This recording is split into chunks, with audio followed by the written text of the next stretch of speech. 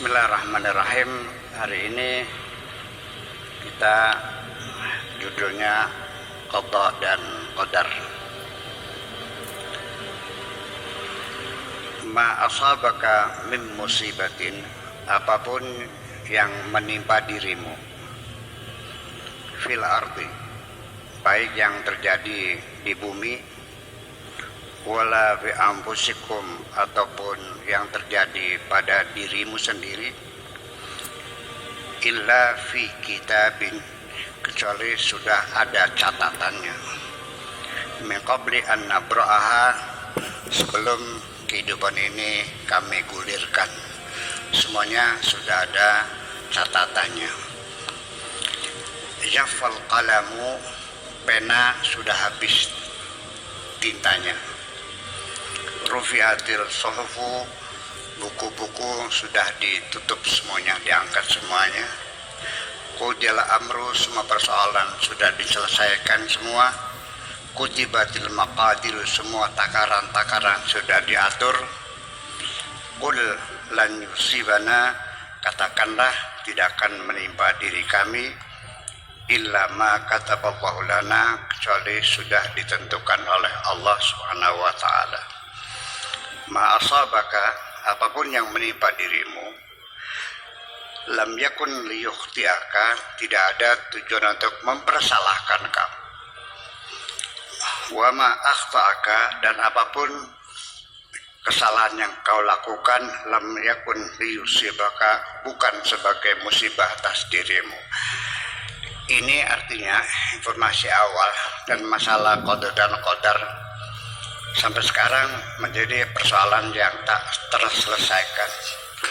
Dalam polemik dialog para teologis, dan ini sampai sekarang belum ada kesepakatan dan tetap seperti dulu antara Mu'tazilah, Qadariyah, Jabariyah, Murji'ah, Ahli Sunnah wal Jamaah.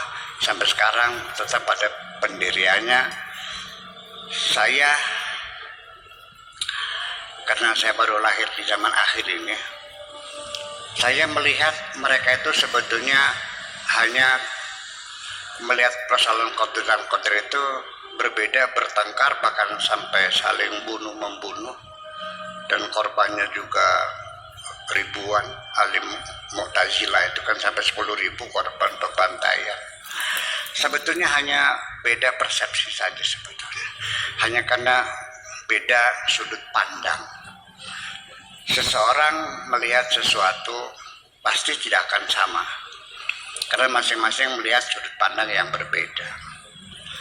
Nah, makanya dalam berdialog itu sebetulnya yang paling penting bagi saya bukan membangun argumentasi membenarkan pandangan kita, tetapi menggali bagaimana orang memandang itu.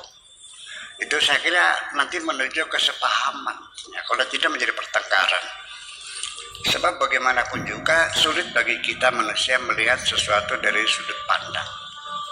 Yang namanya muhitum bil kafirin, muhitum bi kulli syai, itu hanya Allah. Hanya Allah yang bisa melihat sudut pandang ini. Nah, qadar dan qadar ini akan pemahamannya bahwa qadha itu artinya program awal sebagai planning, dan qadar itu adalah pelaksanaannya. Jadi ada pelita, ada repelita, ada pelita.